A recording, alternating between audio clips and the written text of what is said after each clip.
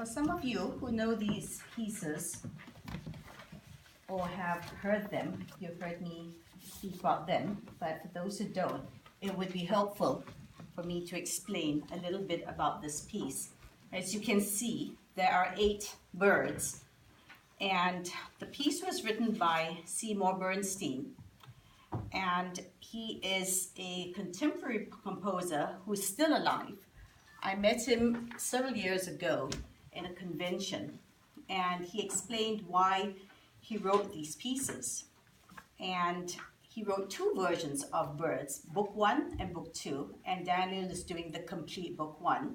And then he wrote another 2 books of insects, Book 1 and Book 2. Now, how did he get the idea? And the only way I could best describe is to actually read what he said. I remember at the convention he showed a video of where he lived, and he lives on a cliff by the ocean, near the Atlantic Ocean. It's absolutely beautiful. So he built his house over a cliff, and right on the house, when you look out, is the Atlantic or Pacific Ocean, can't remember, and there's this blue sky. And he showed the birds, the various birds flying on his patio, where he would be having breakfast and enjoying them. And that's what inspired him to write these set of birds. And so I'm just gonna read a little bit of what he has said.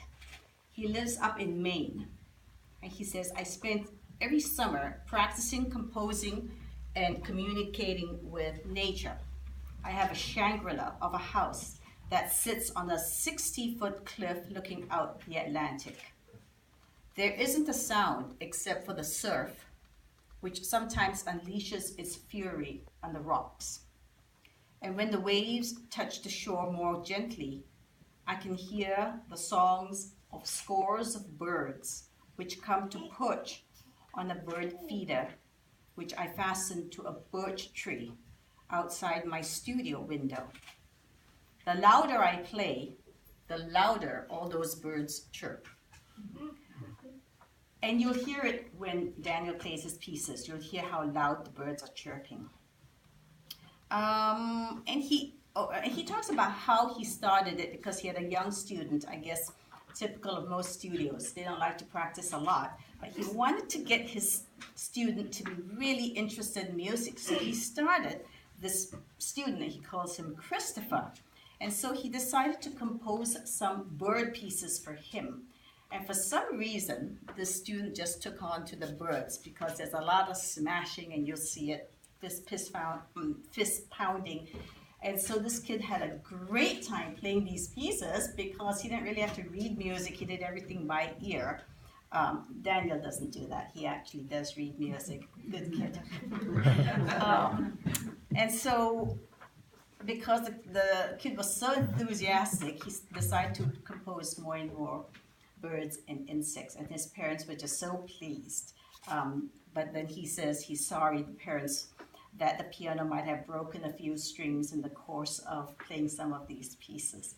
So hopefully you'll understand it a little as Daniel plays it. So as he plays each bird, I'm going to just tell you a little.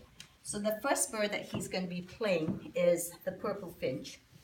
And it is a bird that's described as a sparrow dipped in raspberry juice.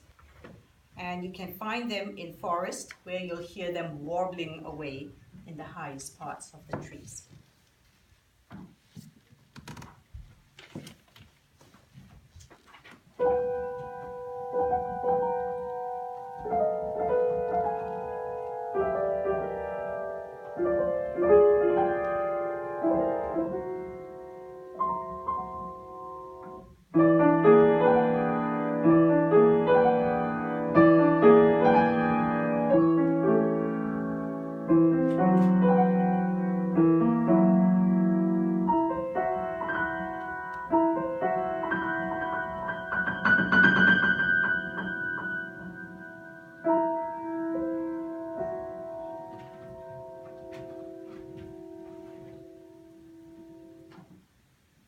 The hummingbird, we have them, I think in our gardens, everyone, actually, I have a lot of hummingbirds by the birch trees here, and they really are cute. And so if Daniel plays it fast enough, it'll sound like a hummingbird. But anyway, they can fly at about 34 miles per hour, and they just go zzz, and they're off. So that's followed by the woodpecker. You can't miss it. He's just going to be tapping away at the tree. Tap, tap, tap, tap, tap, tap.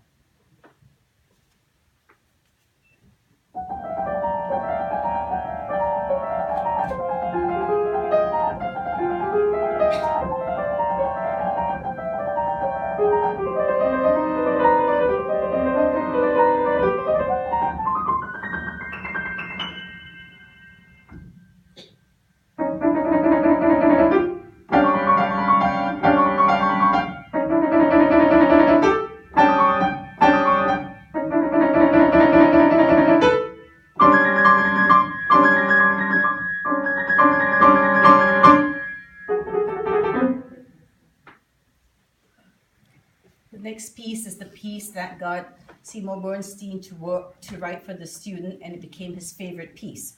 It's called The Seagulls, and you'll hear the seagulls screaming as Daniel crosses over with his fists and smashes the keys. That's the seagull screaming.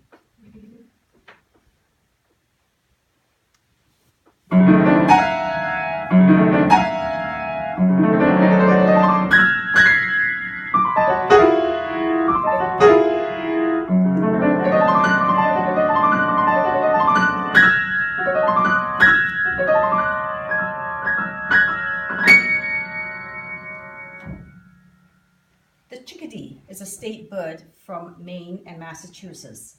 It is notable for its boldness near humans. They have even been heard to land on your hand.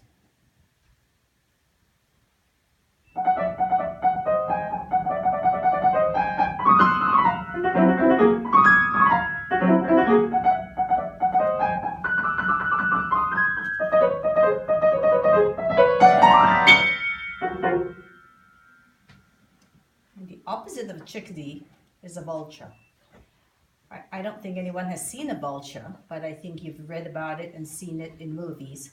And they are very sort of evil, sinister looking birds, gives you the creeps. Well, just imagine the vulture perched on one of your trees, hovering over and looking at you.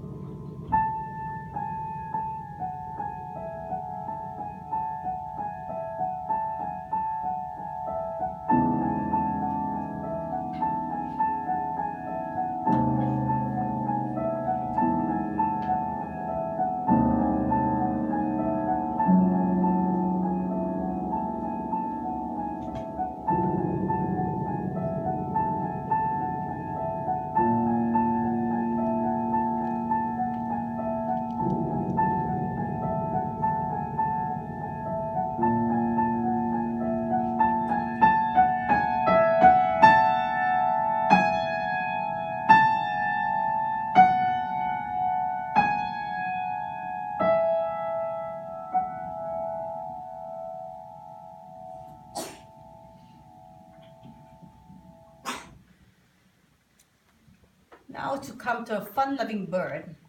He's almost kind of funny and humorous for his waddling gait, and that is the penguin. They are just such fun creatures to watch actually as they gaze right into your eyes.